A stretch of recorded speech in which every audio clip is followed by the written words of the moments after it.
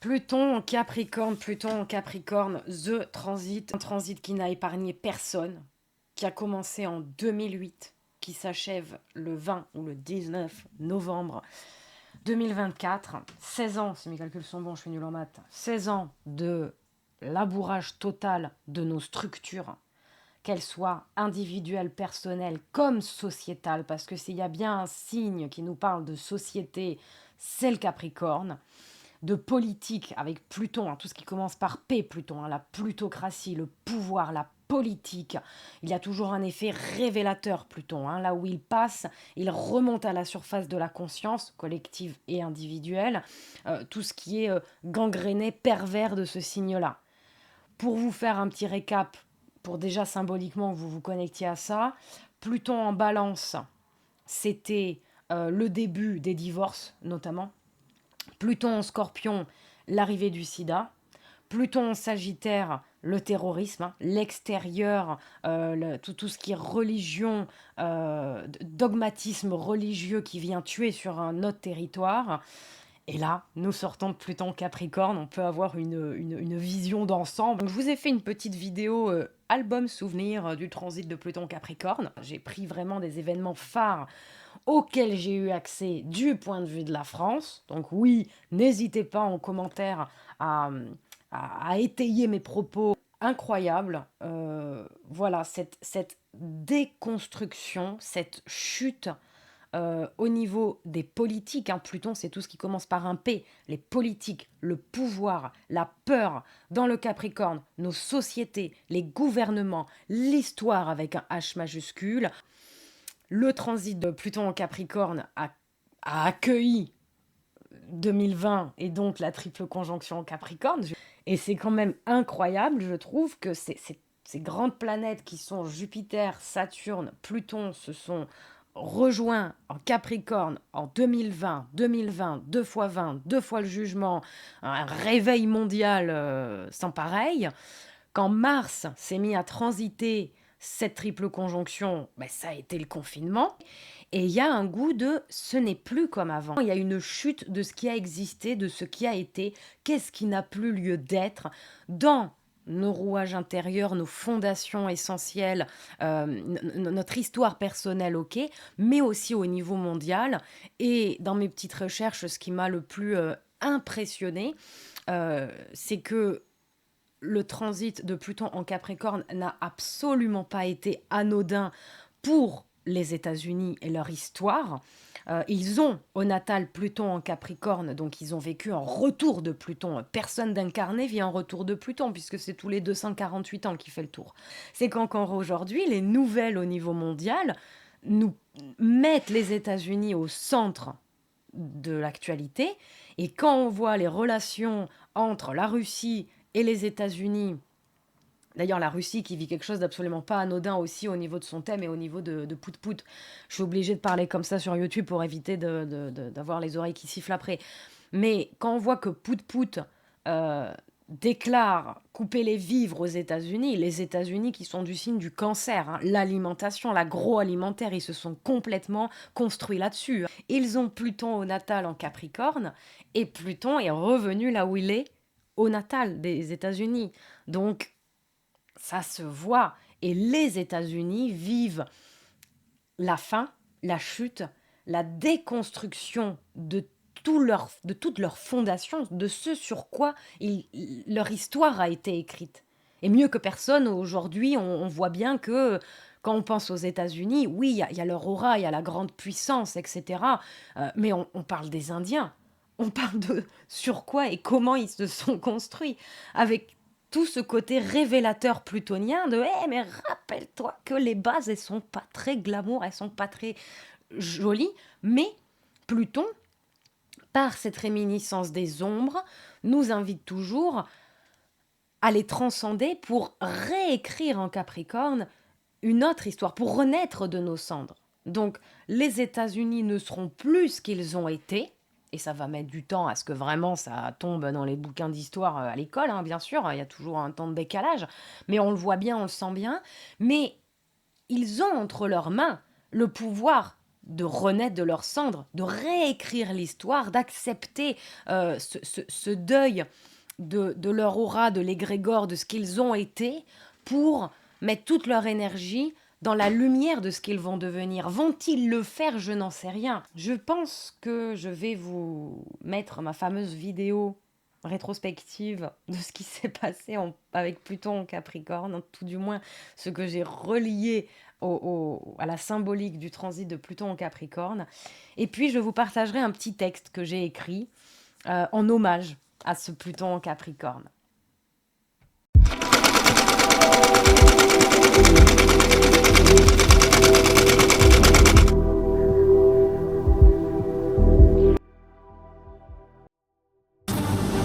Il y a 10 ans, il se passait ça.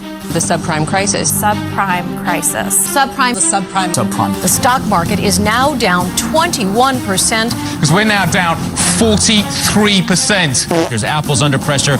Yahoo down 8.5%. Cisco 6.5%. We are in the midst of a serious financial crisis. What started in America last year has now spread to every part of the world. As a result, our entire economy is in danger. Depuis cette entrée fracassante de Pluton en Capricorne en 2008, nous avons observé l'effondrement de nos fondations sociétales, la chute du pouvoir politique, la chute du pouvoir d'achat, la montée des extrêmes, et puis la mise en arrêt du monde en 2020. Bref, Pluton, révélateur de ce qui doit mourir pour renaître en Capricorne, nos structures, notre histoire, nos civilisations. 10 ans plus tard, en novembre 2018, plus précisément le 17 novembre, je vous ai mis le thème sous les yeux. Le début du mouvement des Gilets jaunes. La Lune représente le peuple en astrologie. Elle est ce jour-là conjointe à Neptune. On voit le côté emphatique, on voit le côté qui s'étend comme un océan, comme un raz de marée. Ce mouvement-là va durer plus d'1 an. Il est dit sur Internet qu'il existe toujours de manière sporadique depuis le 16 mars 2019. Donc ce mouvement est toujours là. Il a réuni les Françaises et les Français à s'unir contre le pouvoir et l'ordre établi. On est bien avec du Pluton en Capricorne là-dessus. C'est l'effet papillon de ce Pluton en Capricorne. Tous les Français et les Françaises se retrouvent le samedi pour clamer l'état de leur niveau de vie, pour demander une amélioration du niveau de vie, notamment des classes populaires et moyennes, d'où le gilet jaune qui est plutôt un bleu de travail des ouvriers, une justice fiscale. Pluton, c'est le grand justicier. Il est en rapport avec l'argent, puisque c'est le dieu de la richesse et notamment plutocratie, vous voyez l'étymologie. Donc une justice fiscale, sociale, jusqu'à demander pour certains la démission du président de la République, le rétablissement de l'impôt sur la fortune, l'instauration du référendum d'initiative citoyenne. Nous sommes face au fait que nous sommes conscients que le contrat social, c'est une légende, c'est un fantôme, il n'existe plus. Et les Français et les Françaises descendent pour clamer l'état de leur compte en banque dès la moitié du mois, l'état de leur frigo. Cette pénurie, cette carence, Pluton en Capricorne, qui nous ronge tous à tous les niveaux. Et nous voyons en plus que Mars, en Verseau, il n'y a pas plus révolutionnaire et révolté que le Verseau, encore plus avec Mars, ce pourquoi je me bats pour ou contre quelque chose. Nous avons Uranus qui était fin Bélier, donc chez Mars. N'oublions pas qu'Uranus en Bélier, c'est le début de la révolution arabe, et l'entrée d'Uranus en Bélier s'est aussi manifestée par un triste événement lorsqu'un moine s'est immolé par le feu. Je crois que c'est un pléonasme de dire immolé par le feu. Il s'est fait immoler. Silence et dans la revendication. Vous voyez, Uranus en Bélier. Il y a eu aussi, sous ce Pluton en Capricorne, ce mouvement des Gilets jaunes qui, aujourd'hui, existe de manière sporadique, pour reprendre les termes journalistiques qu'on trouve sur Internet. Mais on voit qu'il y a eu ça. Un truc qui m'a fait beaucoup rire à l'époque aussi au niveau symbolique, c'est que comme on se faisait matraquer la gueule au niveau des lacrymos, etc., on n'avait plus le droit de porter un masque, parce que l'idée, c'est qu'à la sortie de la manif, les flics puissent quand même vous retrouver parce que vous avez dérangé l'ordre public. Et quelque temps après, le confinement est arrivé, hein, fin 2019, début 2020, et le masque a été obligatoire alors qu'il nous a été interdit. N'oublions pas que l'arrivée du masque est arrivée sous Saturne en Verseau, et on voit bien, hein, cette barrière Saturne au niveau de la communication, au niveau de la bouche, au niveau des échanges, au niveau du visage. On l'a traversé, on en a entendu parler, ça a fait couler beaucoup d'encre. Donc, le début du mouvement des Gilets jaunes, 17 novembre 2018. La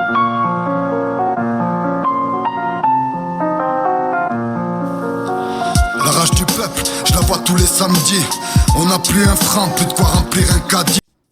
Bon, pour des questions de droit d'auteur, je peux pas vous mettre la chanson en entier, ou au moins une partie, mais je vous invite grandement à aller l'écouter.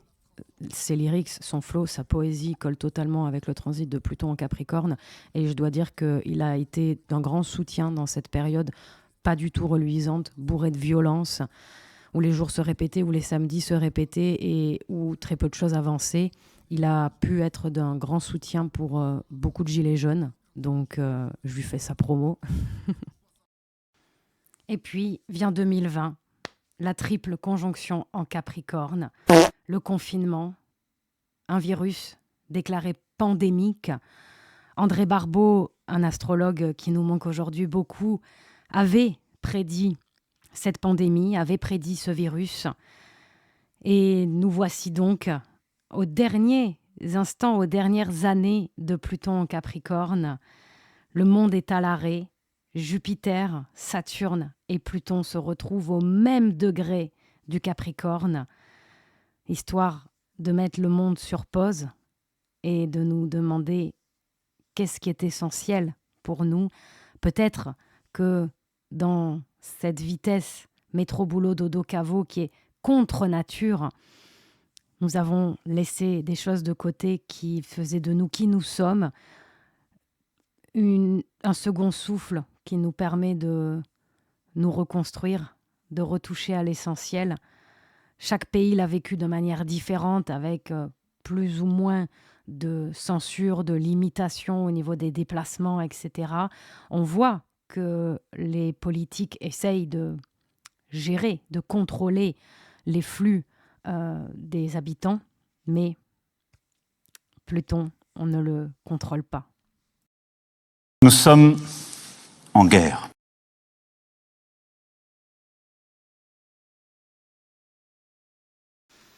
Et maintenant, nous allons voir les États-Unis, ce témoin reflet de ce transit de Pluton en Capricorne. Vous avez sous les yeux le thème de la déclaration d'indépendance des États-Unis. On se base sur cette date-là pour observer l'histoire et ce que vit les États-Unis. Comme vous le voyez, Pluton était rétrograde à cette période fin Capricorne.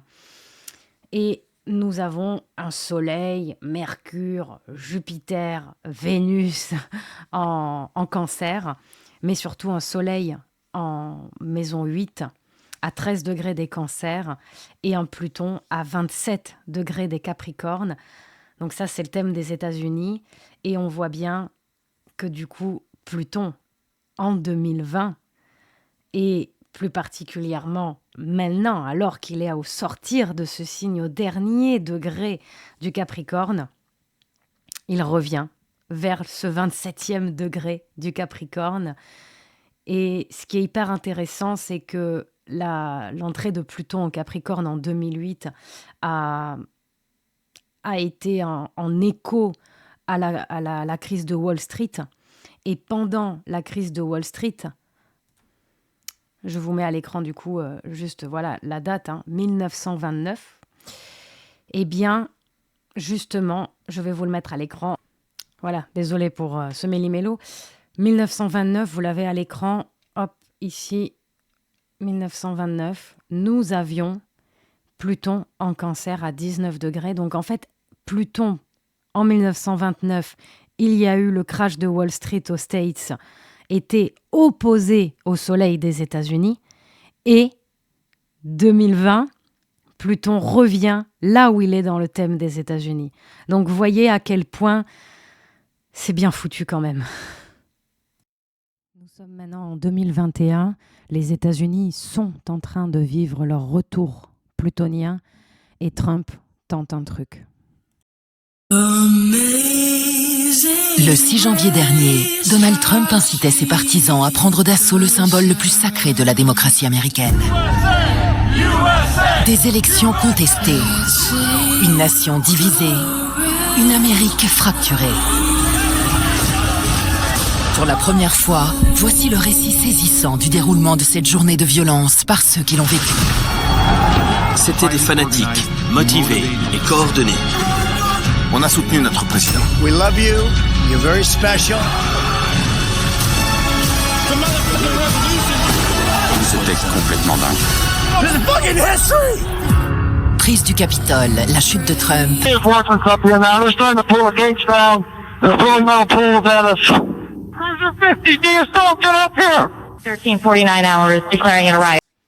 Et puis, vient 2024, l'attentat contre Trump. Et si on observe ces deux cartes, donc celle de la prise du Capitole et celle de l'attentat contre Trump, il y a beaucoup de points communs. Nous avons ces 2 jours-là la Lune en Balance. Nous avons ces 2 jours-là une conjonction Mars-Uranus en Taureau. La prise du Capitole s'est faite sous une conjonction Soleil-Pluton en Capricorne, non loin justement du Pluton dans le thème des États-Unis et donc à l'opposé du Soleil en Cancer des États-Unis, alors que l'attentat contre Trump s'est fait lors d'une opposition Soleil-Pluton dans ce même axe Cancer-Capricorne, très important dans le thème des États-Unis. Et le jour de l'attentat contre Trump, justement, cette conjonction Mars-Uranus s'est positionnée sur son milieu du ciel, au natal, donc justement, sa rayonnance au niveau public. Well, want to really see something that said, take a look at what happened. Vous allez finir par vous aimer les uns les autres, bordel de merde. Voilà pour cette rétrospective de Pluton en Capricorne. Bien sûr, ce contenu est non exhaustif. J'ai pris des moments phares connus de tous, mais n'hésitez pas à étayer mes propos en commentaire. Merci d'avoir regardé jusqu'au bout.